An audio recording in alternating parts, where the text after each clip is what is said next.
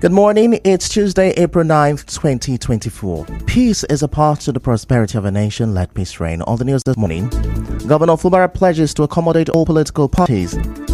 PDP House of Reps members threaten to dump party over Rivers crisis. Former governorship candidate Jack Rich arrested in Rivers State. Police investigate killing of vigilante member in Jobu, Port Harcourt.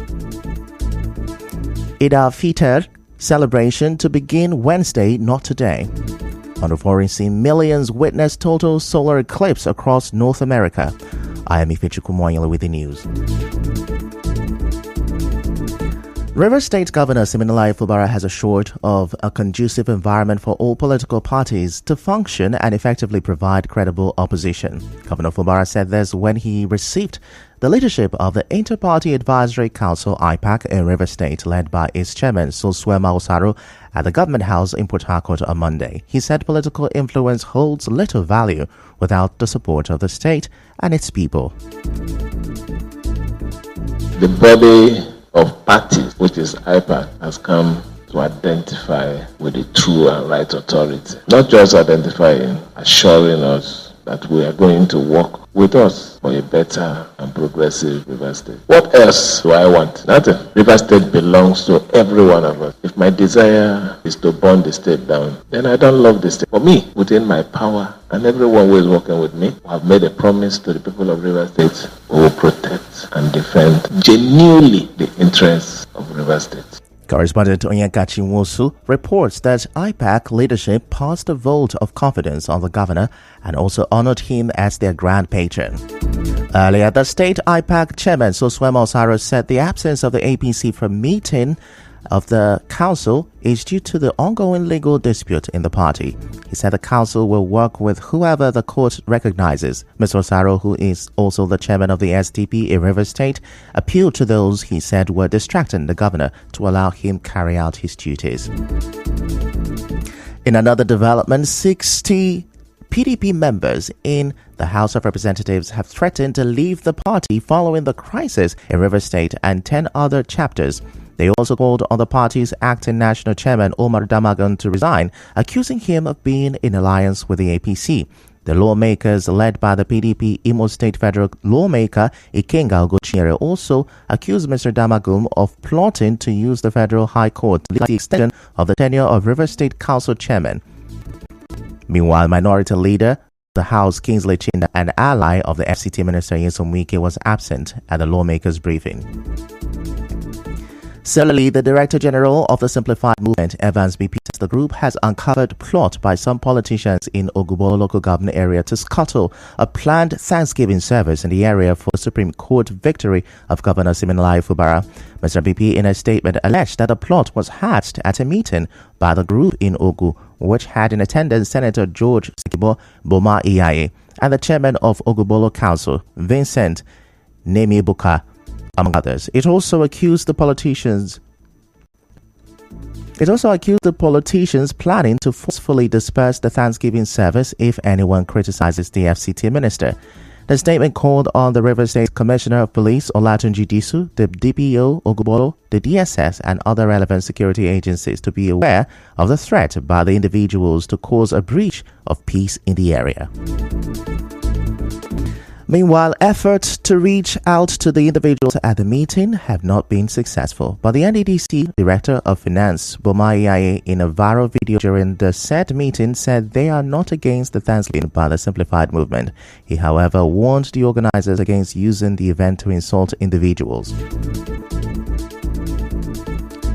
In the meantime, a political pressure group, Liberation Movement for Good Governance, has declared 7 days fasting among their members and other interested persons over the political and other problems in Rivers State.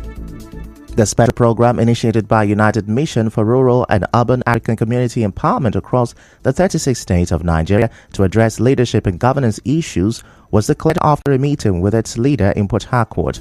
National coordinator of the group, Douglas Fabeke, explained that the fasting is to seek God's intervention into the political crises and other issues in the state because the problems are more spiritual than physical. Dr. Fabeke, who said the fasting begins today, advised members and others to participate. He said the fasting program tagged Operation Nehemiah will end next Wednesday. He also thanked Ogoni stakeholders for their vote and participation in the referendum on Ogoni matters. Away from that, the Rivers State Police Command says the government candidate of National Rescue Movement NRM Sobomabo Jackridge was arrested and not abducted as reported on social media. Spokesperson of the command SB Grace Iringokoko tells our correspondent that Mr. Jackridge was arrested by another security agency. SB Iringokoko also said 2 persons died during the operation. Earlier, an aide to Sobomabo Jackridge said he was abducted by gunmen at his residence in Usokun, Degema local government area early Monday morning. Now, the aide named those killed during the incident as Diamond Tamono Iminabo and Sincere Jackridge, adding that the gunmen also took away their bodies. In a related development, police say they are investigating the killing of a member of the Diobo vigilante Uche Orukwo by gang members at Obidanso Waterfront, Mile 1, Diobo in Port Harcourt City local government area last Saturday. Spokesperson of the State Command SB Grace Ngokoko said the police will ensure that the perpetrators are arrested and brought to justice. It was gathered that the late Urukwo was killed while responding to a distress call with other members of the vigilante group on the activities of suspected gang members who were preparing to launch an attack on rival gang members in an ongoing gang war in the area. Still to come, Eid al-Fitr celebration to begin Wednesday, not today. Stay with us. We the Obakri Wesina Elite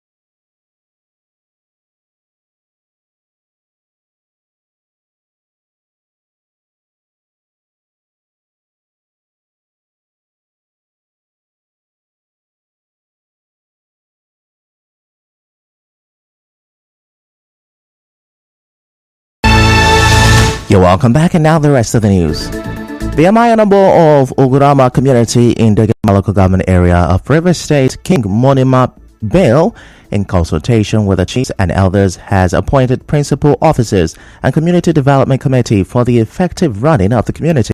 A statement by King Bale said the appointment are effective from 16th September 2023. The principal officers are Chief Henry M. Ngalo Amatambolo, the 11th Chairman Council of Chiefs, Elder Dantoye West, Secretary, Deacon Raphael Teme, Treasurer, Elder Otoye Longjohn, Financial Secretary, Prince Opubo Bale, Chief of Staff to the King, Opaka Dokobo, Press Secretary 1, and Prince Miepiri, Secretary 2.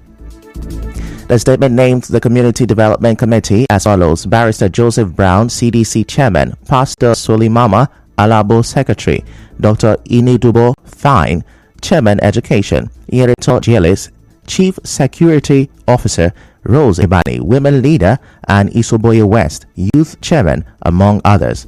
The statement said all matters relating to the development of Ogurama community should be addressed to the King, Secretary, or the CDC Chairman. The former Labour Party candidate for Andoni Opobonkoro Federal Constituency, Ibanam Eneo, says he is committed to improving Andoni regardless of his official position. Mr. Eneo said this when he led a political pressure group, the Andoni Project, a fusion of Grassroots Alliance for Better Nigeria and Youth O'Clock movement, on a thank you tour to Ekede community. He thanked the people of Andoni for supporting him during the 2023 general elections. On his part, the 2023 candidate of Accord Party for River State House of Assembly, Luke Mobene, also thanked the community for their support during the last elections and encouraged them, despite not being in office, to stay hopeful. Members of the community, including the CDC chiefs, youth, and women, prayed for the success of the Andoni Project team. They expressed gratitude that Mr. Eneo did not forget them, even though he was not declared winner of the election. They, however, urged the team to continue their political effort and prayed they will succeed in their next political moves. In other news, the Sultan of Sokoto and the President General, Nigeria Supreme Council for Islamic Affairs, Mohammed Saad Abubakar, has declared Wednesday as the first day for Eid al-Fitr. Channels Television quotes a statement from the council saying it followed the confirmation of the National Moon Sighting Committees across the country that the moon has not been sighted. This implies that the Ramadan fasting will continue today. Recall that to mark this year's Eid al-Fitr celebration. Meanwhile, as Muslims prepare to celebrate Eid al-Fitr, some Muslim faithfuls in Port Harcourt say the harsh economic situation will affect the quality of the celebration. They spoke to our correspondent. After breaking of the fast, we hope to entertain our friends, well wishers, and tell them the importance of being a Muslim and to fast. We go celebrate according to your power. No violence. That's what the Muslim religion they be. If you get me to kill goat, you kill goat. If you get me to kill ram, you kill ram. Last year, not be like this year. Everybody cut and cut according to your side. The economy cannot be easy. You know, go sweet as in the sweet before. So we go thank God say we dey alive. Money no day, no joy. You go carry money, go make yourself. You no go see anything where you buy money don't finish. Last year, I cook for all my area with malt, but this year it's only me and my family. The economy no good at all. We hear that dollar come down. We dey sell cow no come down, rice no come down, garri no come down. I beg, make federal government look into that one. On the spot, an Islamic cleric, Abdul Razak Kilani, has advised Nigerians against violent approaches towards solving the current economic challenge. Professor Kilani, who is the chief imam, University of Port Harcourt Mosque, also urged youths to avoid drugs and substance abuse during the Eid al-celebration and beyond. After fasting, people should not go back into their iniquity. They shouldn't go back into crime and criminality. When things are tough like this, what we need to do is for us to reflect on how to navigate out of the problem. Any self-help anybody is going to do to address the current economic crisis and challenges is going to lead to greater problems. Idleness breeds all forms of evil. And to the youth, abstinence from substances which have destroyed the life of the youth in no small measure. So I appeal to them that if you take the lesson of Ramadan and rejuvenate their spiritual life, they connect with their God so that they can have a peaceful life. In the meantime, some residents of Port Harcourt are speaking on the need to enhance food sustainability in the state. Their comment follows a report by the Food and Agriculture Organization FAO that Rivers and 26 other states are at risk of food scarcity between June and August. In an interview with our correspondent, the residents called for reviving of the Songhai farm, encouragement of young farmers, and addressing farmer and herder crisis, among others. We have lands in Ogoni, we have lands in Echi. You should invest in the agriculture so that River State people will not suffer shortage of food. He has already started working on this Songhai farm. You should focus on making sure that farm starts producing food for River State people. Inflation is busy taking a toll. There are a lot of budget, there are a lot of funds being doled out, agricultural loans, and these monies are being whacked and whapped away by the leaders in power. Insecurity is taking farmers away from their farms, erosion and all that. Government should encourage citizens to go into agriculture. The River State government has to work towards improving food sustainability and revive so many farms in this state. Let us know that there is food, but there is no money to buy the food. Food will be something we suppose use play. A lot of people suffer if this actually pans out. And now we'll bring you news from around the world. Millions of people across Mexico, the US, and Canada looked to the skies on Monday to witness a total solar eclipse, which turned daylight into darkness across the North American continent. Total solar eclipse, which is about 90% of the sun covered by the moon, happens about every 18 months, but they are often in unpopulated or remote areas. However, this one passed over several big cities across 3 countries.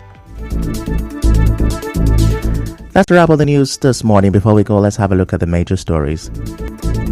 Governor Fubara has pledged to accommodate all political parties. 60 PDP House of Reps members have threatened to dump the party over crisis in River State. Former governorship candidate Subomabo Jakrit arrested in River State. Eid al-Fitr celebration is to begin on Wednesday as moon has not been sighted. On the foreign scene, millions of people have witnessed a total solar eclipse across 3 countries in North America on Monday. The news was edited by Constance Mega. To reach the news team, send an SMS on WhatsApp to 0808-721-7215. I am Ifichuku Moyeli. Many thanks for listening.